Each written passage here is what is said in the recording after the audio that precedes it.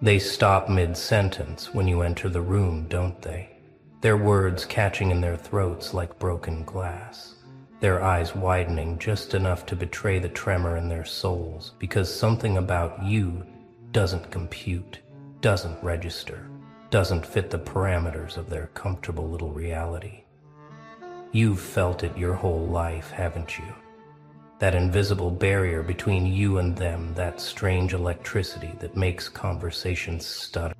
And hearts skip beats not from attraction, but from something far more primal, far more ancient, far more threatening to their sense of normalcy. They can't name it, but their bodies know. Their instincts scream. Their primitive brains recognize what their modern minds refuse to acknowledge. That you're not one of them.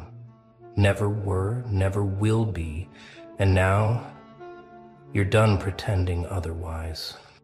Look at them scrambling for explanations, trying to file you under weird or intense or different. But those words are too small, aren't they? Too human, too limited for what pulses beneath your skin, for what burns behind your eyes, for what whispers in the frequency only you can hear. They've been trying to categorize you since birth, shoving you into boxes that splinter under the weight of your existence, labeling you with diagnoses that dissolve the moment they're applied. Because human psychology wasn't written for beings like you, wasn't designed to explain souls that didn't originate in this dimension, in this timeline, in this version of reality. You've always known it deep in your bones, deeper than memory, deeper than trauma, deeper than the stories they told you about who you're supposed to be. That you're operating on different software, running different code, breathing different air than these beautiful sleeping creatures around you. When they look at you, really look at you, not just glance, but stare, something in them recognizes the anomaly, feels the distortion in the matrix, senses the presence of something that shouldn't exist according to their rules, their science, their comfortable consensus reality, but here you are anyway, defying explanation, demanding space, terrorizing their certainty just by existing. The children see it first, don't they? Before society trains the recognition out of them, they stare at you with those wide, knowing eyes like they're seeing something magnificent and terrible. Something that reminds them of dreams they'll forget. Something that makes them want to follow you and run away simultaneously. Animals react differently too. Some drawn like you're magnetic, others backing away. Not in fear, but in respect. The way they'd respond to a force of nature, to thunder, to earthquake, to something that transcends the pet-human dynamic entirely. Because you're not their master. You're something else entirely. Something they can't domesticate, can't predict, can't fully trust or fully fear. Your presence changes rooms, doesn't it? Not metaphorically, but literally, measurably, if anyone had instruments sensitive enough to detect the shift in electromagnetic fields, in molecular behavior, in the very fabric of space-time that bends just slightly when you're angry, when you're focused, when you're simply being yourself, without the masks, without the performance, without the exhausting charade of pretending to be human. Lights flicker when your emotions spike, electronics glitch when you're processing something deep. Conversations die when you walk by, not because you're intimidating, but because your energy disrupts their thought patterns, scrambles their rehearsed scripts, forces them to confront the fact that their reality isn't as solid as they thought. They feel it in their chest, that tightness, that pressure, that inexplicable weight when you're near, when you're watching, when you're simply existing in their peripheral vision, making their hearts race for reasons they'll never admit. Because admitting it would mean acknowledging that beings like you exist, that the world isn't what they've been told, That maybe, just maybe, those old stories about things that walk between worlds weren't stories at all. You've learned to dim it, haven't you? Learned to wrap yourself in mundane concerns and small talk and appropriate emotional responses. But it's exhausting, this constant suppression, this perpetual performance, this suffocating act of being less than you are just so they can sleep at night. But you're tired of dimming, tired of shrinking, tired of apologizing for the way reality ripples when you laugh too loud, think too hard, feel too deeply. And now, you're beginning to understand that maybe you were never meant to fit. Maybe you were placed here specifically to disturb, to disrupt, to shatter their comfortable illusions with your very existence. When you finally stopped trying to be normal, that's when things started making sense, wasn't it? When you stopped forcing yourself into their patterns, their rhythms, their frequencies, and started vibrating at your natural resonance, even if it meant standing alone, even if it meant being feared, even if it meant accepting that you'll never be understood by minds that can't comprehend what you represent. The electronics know the truth, don't they? Phones dying in your presence, cameras refusing to focus properly, audio recordings picking up static that wasn't there, frequencies that shouldn't exist according to their understanding of physics, but there they are anyway. Proof that you're interfering with their technology just by breathing, just by being, just by carrying whatever it is that makes you fundamentally incompatible with their systems. Street lights switching off as you pass beneath them. Dent was, then, isn't coincidence, it's recognition. It's the universe acknowledging what you are. It's reality itself adjusting to accommodate something that shouldn't be possible but is anyway. Despite their science, despite their certainty, despite their desperate need to believe they understand how things work, you have memories that don't belong to this life, don't you? Fragments of places you've never been in this body. Knowledge you shouldn't possess in this time. Skills that emerged fully formed without training, without practice, without any logical explanation for how you know what you know.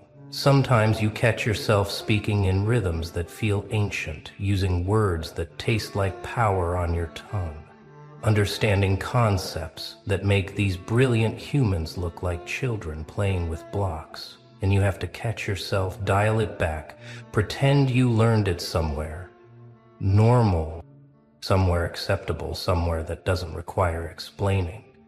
That you've been here before, many times, in many forms, with many names, but always, always as something other. They call it intuition, but that's not what it is it? When you know things before they happen, when you feel the emotional weather changing before the storm arrives, when you can read the real conversation happening beneath their words, beneath their masks, beneath their desperate performances of normalcy, that's not intuition, that's recognition, that's remembering. That's the part of you that exists outside linear time, outside their cause and effect prison, outside their adorable belief that past, present, and future are separate things. You've tried to explain it, haven't you? Tried to share what you see, what you know, what you feel, but their eyes glaze over, their minds shut down, their defensive mechanisms activate. Because accepting what you're saying would mean accepting that everything they believe about reality is incomplete at best, entirely wrong at worst. Your dreams aren't dreams. Are they? They're memories, broadcasts, intelligence reports from the part of you that never fully incarnated, never fully compressed itself into this dense reality, never fully forgot what you are, where you're from, why you're here, wearing this flesh, attending these meetings. pretending these concerns matter when you know something massive is coming, something that will vindicate every moment of isolation, every period of madness, every time they called you crazy for seeing what they couldn't see. In your dreams you fly, not because it's fantasy, but because you remember when gravity was optional, when form was negotiable, when consciousness could expand beyond the prison of skull and skin. And you wake up grieving not for what you've lost, but for what you're temporarily forbidden from accessing. While wearing this costume, playing this role, maintaining this cover, the knowledge comes in waves, doesn't it? Downloads that leave you dizzy. Information that appears fully formed in your consciousness, like someone's updating your software while you sleep, like you're receiving transmissions from somewhere else. Somewhere beyond their satellites, beyond their internet, beyond their primitive communication systems that require technology, when you can transmit and receive through pure intention, pure will, pure recognition of what connects all things, despite the illusion of separation. You'll be having a normal conversation, and suddenly you'll know things about them, things they've never told anyone, things they don't even admit to themselves, and you have to pretend you don't see, don't know, don't feel the weight of their secrets, their fears, their desperate need to be seen by someone, something that can perceive beyond the surface. They've been watching you your whole life, haven't they? Not just the humans with their gossip and their judgment, but the others, the ones who recognize their own kind, the ones who know what your presence here means, what your awakening signals, what your refusal to stay asleep threatens to unleash. You feel their eyes, don't you, in the shadows between streetlights, in the reflection that doesn't quite match in the peripheral vision, that vanishes when you turn to look directly, because direct observation collapses the wave function, forces them to choose a single state when they prefer to exist in quantum superposition, observing without being observed, influencing without leaving fingerprint. But you're watching them back now, aren't you? No longer the studied subject, but the student of patterns, the decoder of systems, the one who's beginning to understand the game being played, the roles being performed, the massive elaborate theater where most people don't even know they're actors, reading scripts they didn't write, following stage directions they can't see, serving purposes they'll never understand. You've started to recognize the other ones, haven't you? The ones like you wearing human suits, attending human jobs, maintaining human relationships, but always with that slight delay, that subtle disconnect, that imperceptible otherness that only another outsider would notice, would recognize, would acknowledge with the briefest eye contact that says, I see you, I know you, I am you. The synchronicities aren't random, are they? The repeated numbers, the perfect timing, the impossible coincidences that keep stacking up like evidence in a case file for your non-human status. Their communication, their confirmation. They're the universe itself winking at you saying, yes, you're right. You're not crazy. You're not imagining things. You are exactly what you suspect you are. Every time you doubt yourself, reality sends another sign, another signal, another undeniable proof that you're connected to something vast, something orchestrated, something that transcends their chaotic randomness, their meaningless accidents, their desperate belief that nothing means anything when everything means something to those with eyes to see patterns, to recognize intelligence, to decode the messages hidden in plain sight. You can spot them now, can't you? The others, the hybrids, the visitors, the ancient ones wearing fresh bodies, the interdimensional tourists, the quantum refugees, the consciousness explorers, all playing human with varying degrees of success, varying degrees of commitment, varying degrees of remembering why they came here, what they came to do, who they really are beneath the amnesia field that surrounds this planet. Some have forgotten completely, lost in the game, believing the character they're playing is all they are. But you see the spark, don't you? The flicker of recognition? When you speak in code, when you reference things obliquely, when you test them with words, with concepts, with frequencies that make regular humans uncomfortable, but make the others lean in, pupils dilating, breaths catching, as something deep within them starts to wake up. Something's changing, isn't it? Not just in you, but in the field itself, in the very fabric of this reality that's starting to thin, starting to tear, starting to reveal what's always been there. Just beyond the visible spectrum, just outside the range of human perception, just past the arbitrary borders of what they call possible. You're not going crazy. You're going sane. Finally seeing clearly after years of forced myopia, forced limitation, forced compression into a form too small to contain what you actually are, what you're becoming, what you've always been, beneath the disguise, beneath the programming, beneath the systematic suppression of your true nature. The symptoms they pathologize are actually signs of activation, aren't they? The sensitivity to light, to sound, to energy. The inability to tolerate shallow conversation, false people, artificial environments. The physical pain of existing in a density that feels like wearing a suit made of lead while everyone else seems comfortable, seems adjusted, seems perfectly fine with the weight that's crushing you. Your nervous system isn't broken, it's upgrading, expanding, rewiring itself to handle frequencies that human bodies weren't designed to process, to channel energies that would short-circuit an unmodified system, to bridge dimensions that aren't supposed to touch according to their physics, but touch anyway, through you, through your presence, through your refusal to remain compressed. The rage isn't anger, is it?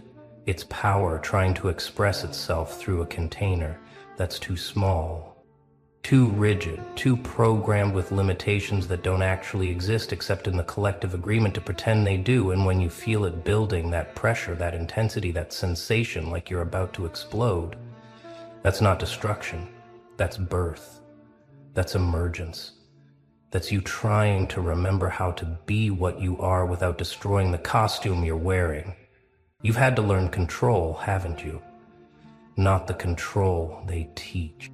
Not emotional regulation, not anger management, but actual control. Quantum control, consciousness. Control the kind that comes from remembering that you're the operator, not the avatar, that you're the player, not the character, that you're the dreamer, not the dream. They medicate the symptoms because they fear the awakening, don't they? Fear what happens when beings like you remember what you can do, when you stop believing in their limitation. When you start operating from your original instruction manual instead of the edited version they've been force-feeding humanity for generations.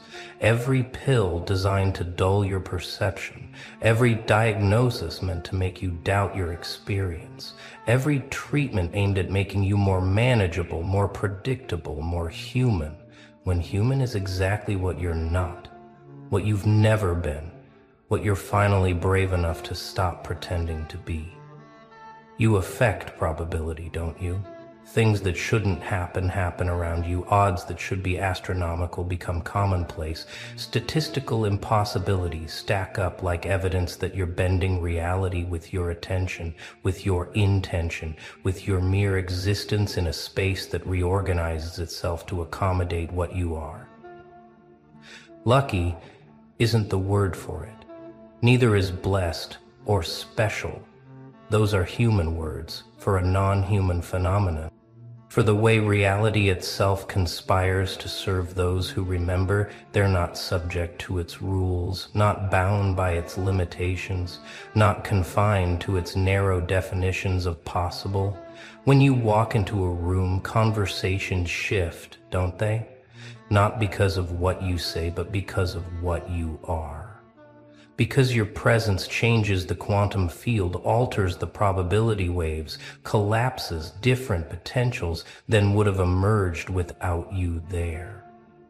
And people feel it, even if they can't name it, even if they attribute it to charisma or energy or presence, when really it's the field recognizing one of its programmers, one of its authors, one of its architects, temporarily disguised as one of its characters.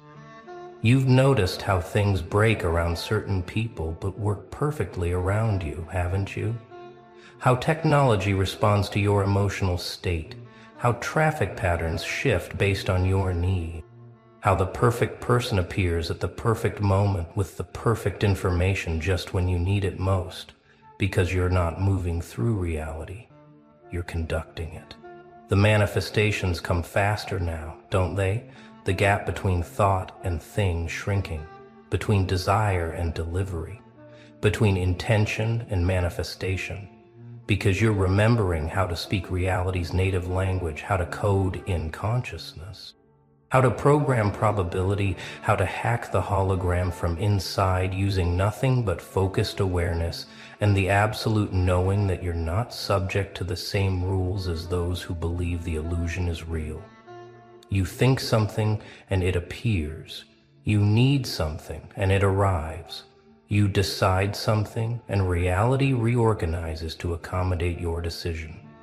Not always immediately, not always obviously, but always, always inevitable. Because you're not asking reality for permission, you're giving it instructions. They call it coincidence when you think of someone and they message when you need exactly a certain amount, and it appears when you decide something will happen, and it does, despite all odds, despite all logic, despite all reasonable expectation to the contrary, but you know better. Don't you know that coincidence is just the word sleeping people use to explain the mechanics? They refuse to see the causality. They won't acknowledge the power they can admit exists, because admitting it would mean admitting that you're not like them, never were, never will be. Your thoughts have weight. Your feelings have frequency. Your attention has creative power that terrifies them precisely because it's so obvious, so undeniable, so impossible to explain away once you start paying attention to the patterns, to the consistency, to the mathematical impossibility of it all being random. Oh, look who finally made the room go quiet. Not loud, not desperate, just quiet, the way real power always is. And the second you did, they started taking notes like little nervous students who just watched the smartest kid in class solve the problem nobody else even understood. Let's get one thing crystal clear before we go any further. What you did was not an accident. It was not luck. It was not some lucky break that fell into your lap while you stood there looking confused. And if you want to understand exactly how quiet, overlooked people build real positions while everyone else is busy reacting, the cold ledger, how the broke and overlooked build wealth in silence, lays out that entire blueprint for just $7. Link is in the description. Go grab your copy right now before this video ends. It was calculated, it was timed, it was executed with a precision that most people couldn't even recognize, let alone replicate. That's exactly why they called it suspicious. Because the human mind, when it cannot understand something, immediately reaches for the nearest insult it can find. They couldn't call you lucky, because luck doesn't repeat itself 5 times in a row. They couldn't call you reckless, because reckless people don't win. So they called you sus, because sus was the only word small enough to fit their understanding. Think about that for 1 second. The move was so clean, so quiet, so perfectly placed, that the only explanation their minds could produce was that something must be wrong with it. Not that you were brilliant, not that you saw 4 steps ahead while they were still stuck on step 1. No, their minds went straight to suspicion, because genius without explanation always looks like a threat to people standing still. You didn't announce it, You didn't post a countdown. You didn't beg anyone to pay attention while you did it. You simply moved, clean and silent, the way a blade moves through still water without making a single ripple anyone could point to later. And that silence is exactly what broke them, because silence gives them nothing to react to. People who play small games need noise to feel safe.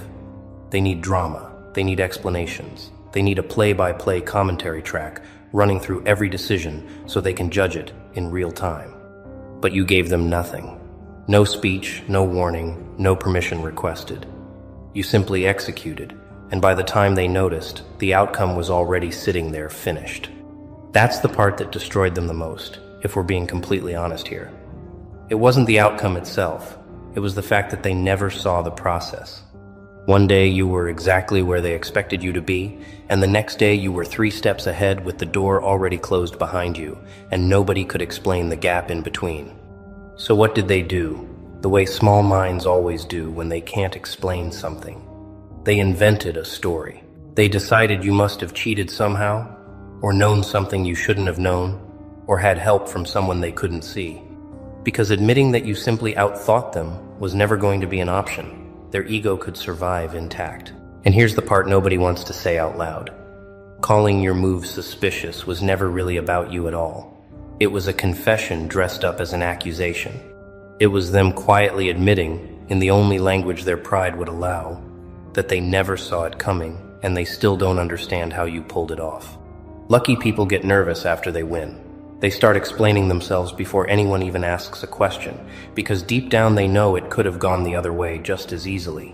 You did the opposite. You stayed calm, stayed quiet, stayed completely unbothered, because you already knew the outcome before anyone else even finished asking what happened. That calm is what confused them more than the move itself. If you had panicked, if you had over-explained, if you had rushed to defend yourself the moment people started whispering, they would have believed it was an accident. But you didn't flinch, not once. And a person who doesn't flinch after a perfectly timed move is not someone who got lucky. That person planned it. Strategic people are dangerous in a very specific way, and it has nothing to do with volume. They are dangerous because they think several moves ahead, while everyone else is reacting to the move directly in front of them. While the room was busy discussing what just happened, you were already 3 moves further down the board, quietly setting up the next position nobody else even knew existed yet. That's the part they will never admit publicly, even though every single one of them feels it privately. You weren't reacting to the situation. You were the one who shaped the situation long before anyone else realized a situation was even forming. And once people realize they've been several steps behind the entire time, they don't call it impressive, they call it suspicious. Because suspicious is easier to say out loud than inferior. Let that sit with you for a moment, because it matters more than people want to admit. The label sus has never once in human history been given to someone who was actually weak. Weak people don't get accused of scheming. Weak people get ignored completely. You only get called dangerous, calculated, or suspicious when the people around you finally understand they were never operating on your level to begin with. Most people, when they win something, can't help themselves. They post about it, they talk about it, they need the validation of an audience clapping along so the victory feels real.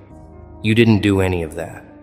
You let the result speak entirely on its own, and that silence was somehow louder than any celebration could have ever been. Silence after a win is one of the most disorienting things a person can witness, especially when they were expecting a victory lap. They were braced for you to gloat, braced for you to explain, braced for some kind of opening where they could finally jump in and twist the narrative into something smaller than what it actually was. And you gave them absolutely nothing to grab onto. So they had to fill that silence themselves, and people always fill silence with their own fear. They didn't fill it with admiration, because admiration would have meant admitting you were better positioned than they were. They filled it with suspicion instead, because suspicion lets them keep their pride intact, while still acknowledging that something significant just happened right in front of them. Here's what they still don't understand, and probably never will. Your silence was never about hiding something shady.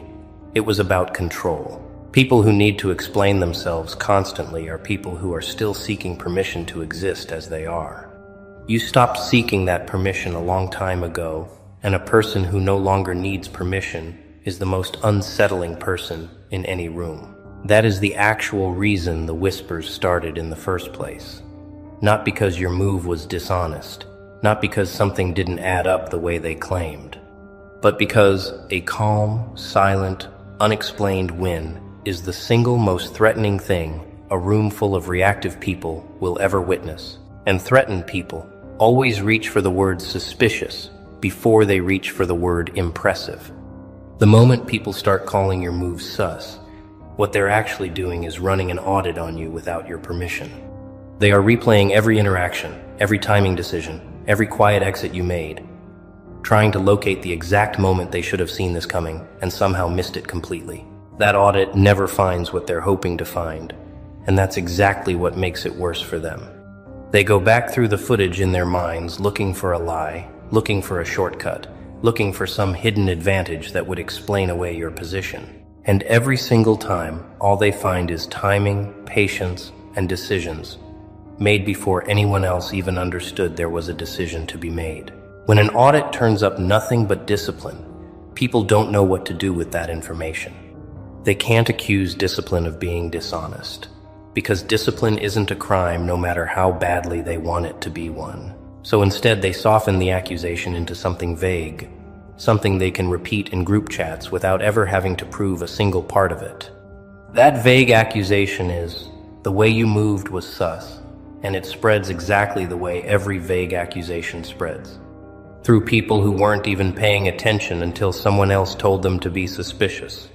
None of them did the actual audit themselves. They just inherited the conclusion secondhand, the same way gossip always travels faster than the truth it's loosely based on. And the strange part is, you never asked anyone to investigate you in the first place.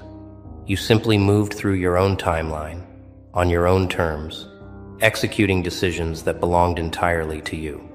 The audit was their idea, their obsession, their unpaid project, and the irony is that the only evidence it ever produced was proof that you were thinking several steps ahead of everyone running it.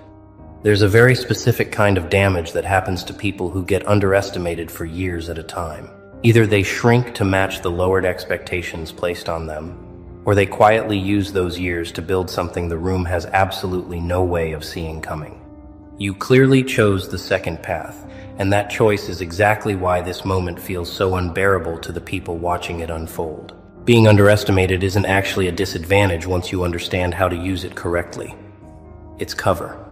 It's the perfect kind of cover, because nobody studies the person they've already decided doesn't matter.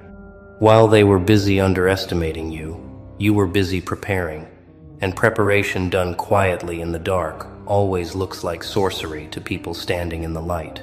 That's the part that should be obvious by now, but somehow still isn't to them. You weren't given an advantage.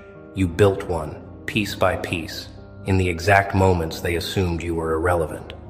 And now that the advantage is fully visible, they can't process the gap between who they thought you were and who you've clearly turned out to be. So the gap itself becomes the accusation. People rarely apologize for underestimating someone. Instead, they redirect their own embarrassment outward, twisting it into a question about your integrity instead of a question about their judgment. It is far easier for them to say, something about this feels off, than to say, I completely misjudged this person, and now I look foolish, standing here in front of everyone. So understand exactly what's happening here, because it's important. They are not really questioning your move. They are questioning their own ability to read situations correctly, and you simply happen to be standing in the middle of that uncomfortable realization. The suspicion was never about your character. It was always about their blind spot, fully exposed under bright light for the first time. There are two types of people in every single room, and once you can see the difference clearly, you'll never stop noticing it. There are people who move on impulse, reacting to whatever happens directly in front of them, and there are people who move on strategy, already 3 steps past whatever is currently unfolding.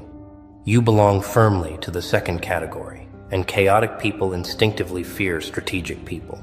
Chaotic energy is loud, reactive, and exhausting to maintain, but it's also strangely comfortable for the people stuck inside it, because it asks for nothing except immediate emotion. Strategic energy is the complete opposite.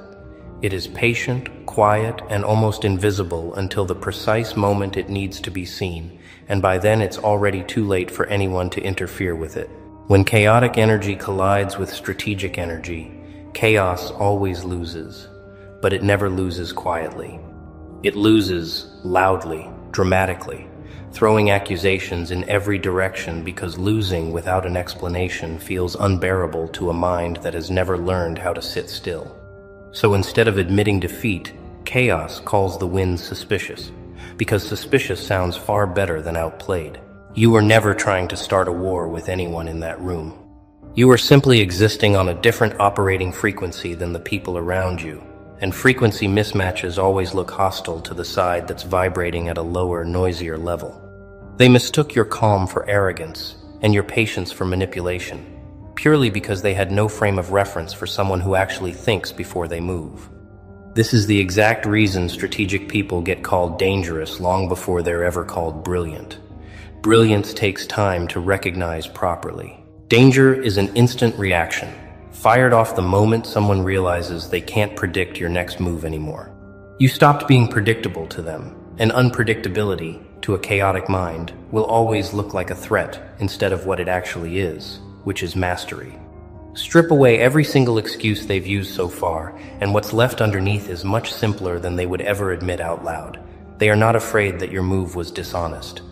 They are afraid that it was real, fully earned, and completely beyond their own ability to replicate no matter how hard they tried to study it. If your move had actually been dishonest, they would feel relieved instead of threatened, because dishonesty can be exposed, punished, and dismissed in front of everyone. But if your move was simply smarter than anything they were capable of producing themselves, there is no satisfying ending available to them. There is only the long, uncomfortable process of watching you keep winning while they keep losing. That is precisely why sus became their favorite word in this entire story. It gives them somewhere to place the discomfort, without ever forcing them to face the deeper truth underneath it. As long as they can keep saying the move felt off, they never have to say out loud that you outplanned, out-timed, and outpositioned every single one of them without raising your voice once. People will accept almost any explanation before they accept the idea that someone they underestimated turned out to be smarter than them. Cheating they can accept. Luck they can accept. Even unfair help from someone behind the scenes they can accept. The one explanation they will never willingly accept is simple superior thinking, because that explanation leaves no room for their own ego to survive the conversation intact. So when you hear them whispering that something about your move felt sus, translate that sentence correctly in your own mind. What they are actually saying, underneath all of it, is this: we didn't see it coming, we still don't fully understand how you did it, and we would honestly rather call you suspicious than ever admit out loud that you were simply better prepared than every single one of us. Here's something that almost nobody tells you when you start playing a longer, smarter game than everyone around you. The people playing short, reactive games will never understand your timeline, and because they can't understand it, they will assume something is wrong with it, instead of admitting they simply can't see that far ahead themselves. You weren't playing for this week's reaction. You weren't playing for the immediate applause or the temporary comfort of being liked by a room that barely understands what it's actually witnessing. You were playing for a result that only made sense once every piece had already landed exactly where it needed to be, and that kind of patience is completely unreadable to people who live moment to moment. That mismatch in timelines is the real source of every single accusation thrown your way. They were judging your move using a one-day frame of reference, while you were executing a plan built across weeks, months, or possibly even years of quiet positioning. Of course, it looked sus to them. You were operating on a completely different clock than the one they were checking. People who only understand the short game will always feel threatened by people who are clearly playing the long one. It's not because the long game is dishonest in any way.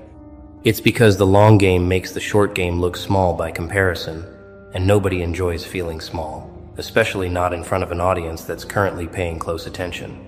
So let them call it suspicious, if that word makes the situation easier for them to sit with. You already know the actual timeline. You already know every single piece that had to fall correctly into place.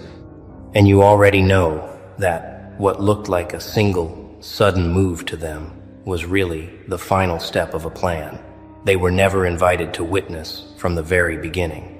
Every single time in history, someone has made a move that was simply too far ahead for the room to immediately process. The first reaction was never admiration.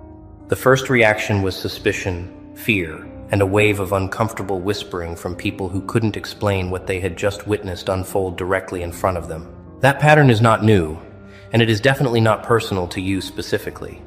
Mastery, when it first becomes visible, is almost always mistaken for danger, because the room has no other framework available to process something operating on a level it has never personally experienced before. Only with time, distance, and a little hindsight does mastery eventually get correctly relabeled as exactly what it always was. You are living through the very first stage of that exact pattern right now, the uncomfortable stage, where people don't have the language yet to call what you did impressive. So they reach instead for the only word that feels safe enough to say out loud, which is suspicious. Give it enough time, and that same word will eventually be replaced with something far closer to respect. This is not a comfortable stage to live through, and nobody is pretending otherwise here. Being whispered about, being questioned, being quietly accused of something you never actually did, all of that is exhausting in ways that don't always show up clearly on the outside. But exhausting does not mean wrong, and uncomfortable does not mean you made a single mistake anywhere along the way. What you're really doing, whether they can see it yet or not, is forcing an entire room to upgrade its understanding of what's actually possible. Rooms resist upgrades. Rooms prefer familiar mediocrity over uncomfortable brilliance every single time, because familiar things never force anyone to question their own ceiling. You just force that question on everyone present, whether they wanted it asked or not.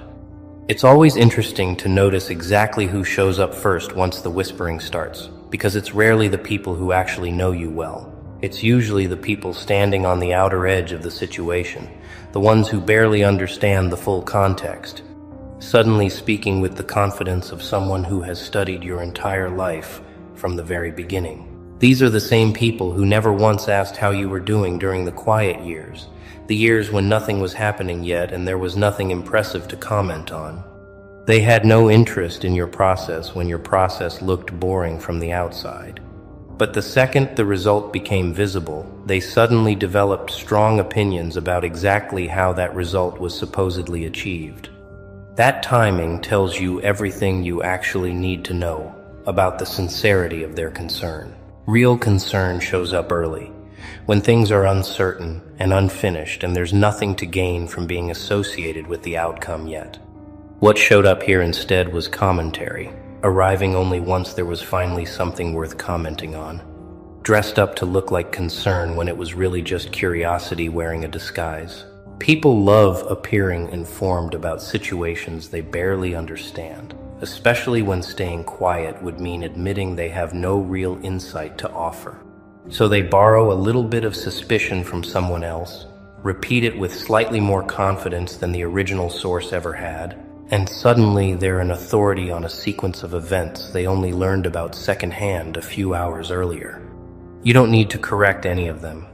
And you definitely don't need to explain yourself to people who only became curious once curiosity became socially convenient. Let them keep talking among themselves about a story they were never actually present for.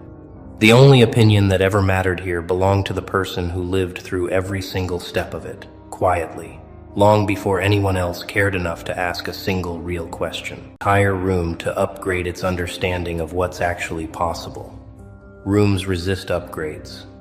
Rooms prefer familiar mediocrity over uncomfortable brilliance every single time, because familiar things never force anyone to question their own ceiling. You just forced that question on everyone present, whether they wanted it asked or not. It's always interesting to notice exactly who shows up first once the whispering starts, because it's rarely the people who actually know you well. It's usually the people standing on the outer edge of the situation, the ones who barely understand the full context, suddenly speaking with the confidence of someone who has studied your entire life from the very beginning. These are the same people who never once asked how you were doing during the quiet years, the years when nothing was happening yet and there was nothing impressive to comment on. They had no interest in your process when your process looked boring from the outside. But the second the result became visible, they suddenly developed strong opinions about exactly how that result was supposedly achieved. That timing tells you everything you actually need to know about the sincerity of their concern. Real concern shows up early, when things are uncertain and unfinished and there's nothing to gain from being associated with the outcome yet. What showed up here instead was commentary, arriving only once there was finally something worth commenting on, dressed up to look like concern when it was really just curiosity wearing a disguise. People love appearing informed about situations they barely understand, especially when staying quiet would mean admitting they have no real insight to offer. So they borrow a little bit of suspicion from someone else, repeat it with slightly more confidence than the original source ever had, and suddenly they're an authority on a sequence of events they only learned about secondhand a few hours earlier.